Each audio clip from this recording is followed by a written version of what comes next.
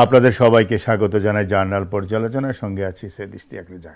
গতকাল আপনারা দেখেছেন প্রচণ্ড দুর্যোগের মধ্যে এইচএসসি পরীক্ষা অনুষ্ঠিত হয়েছে এবং যেসব চিত্র আমাদের গণমাধ্যমে সামাজিক মাধ্যমে ভেসে এসেছে তা দেখে যে কোনো সংবেদনশীল মানুষেরই মন খারাপ হওয়ার কথা এবং সকলের প্রত্যাশা ছিল যে পরীক্ষাটি বাতিল করা হবে। কী কারণে সেগুলো একে একে বলি। একটা হলো, কোথাও দেখা গেল যে বৃষ্টির পানি পড়ছে, ছাদ চুয়ে ছাদ ছিদ্র হয়ে এবং সেখানে ছাতা মাথায় দিয়ে পরীক্ষা দিচ্ছে পরীক্ষার্থীরা, তাদের খাতা ভিজে যাচ্ছে। কুমিল্লাতে তো যেই ছবিটি ভাইরাল হয়েছে যে গলা পানি পার হয়ে পরীক্ষা দিতে যাচ্ছে। আমি আরও দু একটি জায়গায় দেখেছি যে ছেলেমেয়েরা ফুটপাত দিয়ে পরীক্ষার হলে যাওয়ার পথে পড়ে গেছে, কারো অ্যাডমিট কার্ড ভিজে গেছে এবং পরীক্ষা শেষে খাতাগুলো নিয়ে আসা হয়েছে অত্যন্ত ঝুঁকিপূর্ণভাবে। একটি খাতাও যদি ভিজে যায় তাহলে সেই পরীক্ষার্থীর জীবনটা শেষ এবং বহু পরীক্ষার্থী এরকম অবস্থার মধ্যে পরীক্ষা দিতে যেতে পারেনি। কিন্তু সকল মানুষের আহাজারি সত্ত্বেও পরীক্ষা শেষ পর্যন্ত বাতিল করা হয়নি, স্থগিত করা হয়নি।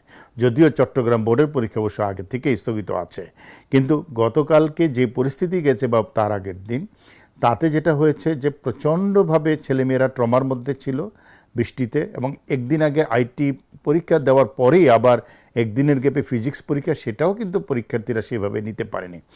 চট্টগ্রামের মতোই পরিস্থিতি ছিল সারা দেশে, কিন্তু পরীক্ষা কিন্তু স্থগিত করা হয়নি। তাই প্রশ্ন উঠেছে, এই যে দুর্যোগের মধ্যে এইচএসসি পরীক্ষা নেওয়া হলো, এটা কি ন্যায্য ছিল কিনা এবং জীবনের চেয়ে পরীক্ষার মূল্য বেশি কিনা। অতিবৃষ্টি একটা স্বাভাবিক বিষয় এবং তাহলে জলাবদ্ধতা হবে, এবং তারপরেও দেখা গেল যে এবং পূর্ব ঘোষিত নিয়ম অনুযায়ী সূচি অনুযায়ী পরীক্ষা নেওয়া হয়েছে। 8টি শিক্ষা বোর্ডের অধীনে এই পরীক্ষাগুলো হয়েছে। আগাম পূর্বাভাস কীরকম ছিল সেটি একটা গুরুত্বপূর্ণ বিষয়। এত যে বৃষ্টি, ভয়ঙ্করভাবে বৃষ্টি নেমেছিল, তাতে কি আগাম পূর্বাভাস ছিল না? নিশ্চয় ছিল। আধুনিক আবহাওয়া বিজ্ঞানে অতিবৃষ্টি এবং ঝড়ের নির্ভুল পূর্বাভাস সম্ভব, এবং তাই পরীক্ষা স্থগিতের সিদ্ধান্তটি কিন্তু আগেই নেওয়া যেত যদি পূর্বাভাসকে গুরুত্ব দেওয়া হতো। পরীক্ষার আগের দিনের টানা বৃষ্টির পরও শেষ মুহূর্তে কোনো সিদ্ধান্ত না আসা আমাদের কাছে, সাধারণ মানুষের কাছে কতটা যৌক্তিক সে নিয়ে প্রশ্ন উঠেছে। আরেকটা বিষয় হলো, সমন্বয়হীনতা দৃশ্যমান ছিল এবং এটা একটা প্রশাসনিক ব্যর্থতা যে শেষ পর্যন্ত তারা কোনো সিদ্ধান্ত নিতে পারেনি। গভীর রাতে প্রেস রিলিজ দিয়ে জানিয়েছে যে পরীক্ষা যেটা হয়েছে সেটা বাতিল হবে না। শিক্ষা প্রশাসন এবং দুর্যোগ ব্যবস্থাপনা যে কর্তৃপক্ষ হচ্ছে, আমাদের কাছে দৃশ্যমান হয়েছে যে তাদের ভিতরে সমন্বয়ের অভাব ছিল। সময়সূচি বজায় রাখার আমলাতান্ত্রিক মানসিকতা ছিল, যা মানবিক বিবেচনাকে পাশ কাটিয়ে গেছে। মানুষের নিরাপত্তার চেয়ে রুটিনকেই বেশি গুরুত্ব দেওয়া হয়েছে। পরীক্ষার্থীরা এই যে ভিজেছে, তারা তো জ্বরে পড়তে পারে, অসুস্থ হতে পারে, কিন্তু সেটাকে গুরুত্ব দেওয়া হলো না যে তাদের ভেজাটা অথবা ভিজে যাওয়াটা কোনো গুরুত্বপূর্ণ, কোনো স্বাস্থ্যকর ঝুঁকি সেই হিসেবে বিবেচনাই করা হলো না। চরম দুর্ভোগ আমরা দেখতে পেয়েছি। হাঁটু থেকে কোমর পানি, কোথাও গলা পানি। শেষ পর্যন্ত নৌকায় করে পরীক্ষা দিতে গিয়েছে, সেখানে যেতে গিয়ে পড়ে গিয়েছে, পরীক্ষা কেন্দ্রে যেতে হয়েছে।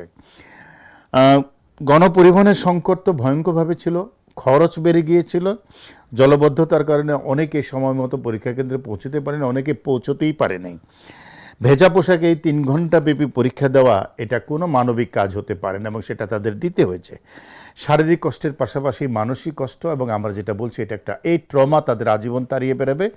বিশেষ করে যারা অকৃতকার্য হবে, অথবা যারা কাঙ্ক্ষিত ফল পাবে না, তারা এই ট্রমা আজীবন বহন করে যাবে।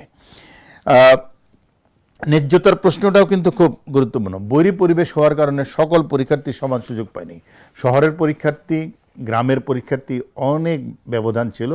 কোথাও কোথাও এমন একটা অবস্থা ছিল নৌকায় করে যেতে হয়েছে, সেই নৌকাও কিন্তু ছিল না। কেউ সহজে পরীক্ষা দিলেও চরম দুর্ভোগের মধ্যে পরীক্ষা দিয়েছে অনেকেই। বিশেষ করে শহরের বড় স্কুলগুলোতে সেইভাবে কোনো সমস্যা হয়নি এবং তারা আর্থিকভাবে সচ্ছল।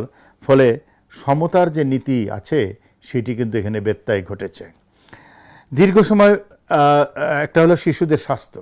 দীর্ঘ সময় ভেজা পোশাকে থাকায় স্বাস্থ্য ঝুঁকি তৈরি হয়েছে। পরবর্তী পরীক্ষাগুলো দিতে গিয়ে অনেক শিক্ষার্থী জ্বরের মধ্যে পড়বে, অসুখে পড়বে, ঠান্ডায় ভুগবে এবং যাতায়াতের দুর্ঘটনার আশঙ্কাও ছিল, অথচ সেটাকে ধর্তব্যের মধ্যে নেওয়া হয়নি এবং কোথাও কোথাও সেটা হয়েছেও। শিক্ষার্থীদের জীবন এবং নিরাপত্তাকে ঝুঁকিতে ফেলে পরীক্ষা নেওয়া কোনোভাবে গ্রহণযোগ্য নয়। এমন ট্রমা পরীক্ষা আমি জানি না শিক্ষা প্রশাসনের লোকেরা নিজেরা জীবনে এরকম ট্রমার মধ্য দিয়ে পরীক্ষা কোনোদিন দিয়েছেন কিনা। এইচএসসি পরীক্ষার একটা গুরুত্ব আছে, জীবনের সবচেয়ে গুরুত্বপূর্ণ পরীক্ষা, কারণ পরবর্তী ধাপে কেরিয়ার গড়ার জন্য এই পরীক্ষার গুরুত্ব সাংঘাতিক। ফলাফলের উপর নির্ভর করবে উচ্চশিক্ষা, ভবিষ্যৎ পেশা, কর্মজীবনের প্রত্যাশা। তাই পরীক্ষার পরিবেশ নিরাপদ এবং স্বস্তিদায়ক ন্যায়সঙ্গত হওয়া জরুরি ছিল। সত্যিকার অর্থে সেটা হয়নি। শিক্ষাবর্ষ বনাম শিক্ষার্থীদের নিরাপত্তা। পরীক্ষা স্থগিত করলে ফল প্রকাশ, ভর্তি কার্যক্রম কিছুটা পিছিয়ে যেতে পারে, কিন্তু তবু আমরা মনে করি সেটাতে শিক্ষাবর্ষের ক্ষতি পুষিয়ে নেওয়া সম্ভব ছিল। কিন্তু দুর্যোগে ক্ষতিগ্রস্ত শিক্ষার্থীদের জীবন থেকে যদি কোনো কিছু ঝরে পড়ে, অসম প্রতিযোগিতা দিতে না পারা, পরীক্ষা খারাপ হওয়া, তার দায়ভার সেটা কিভাবে পুষিয়ে নেওয়া সম্ভব হবে, সেই প্রশ্ন কিন্তু থাকছে।